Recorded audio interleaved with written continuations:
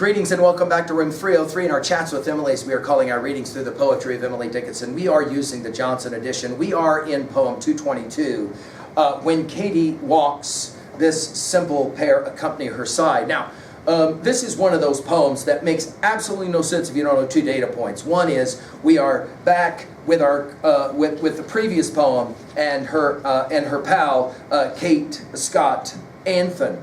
And then the other is that Emily sent this copy of this poem along with some knitted garters that were made, and these lines attend them. So when she references these simple pair, this is exactly what she's referencing, is a pair of garters that she sent. Now, there is a whole lot of debate about Emily's relationship with Anthon and how close she was with her. Some have speculated that a very close, even possibly sexual relationship. And then B, the fact that Emily seemed to struggle with keeping these women who were friends of hers close to her. They often struggled themselves to know how to respond to her. Notice the repetition of when Katie walks. The only other time Katie gets used by the way, is in 1410.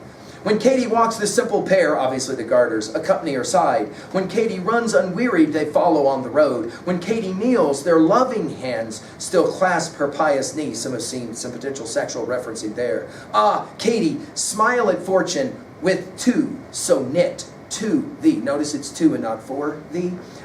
Much has been made of that fact as well. Well, I think at 2a, the simple message here is that Emily is suggesting that gifts are, in fact, important and fun. In other words, when you receive a gift from a pal, enjoy that gift. Of course, at 2b, the repetition, and I would say the fact that she writes Katie, and if you don't know Anthon and you don't know who she's referencing, and the fact that it's garters, then this poem is impossible to read.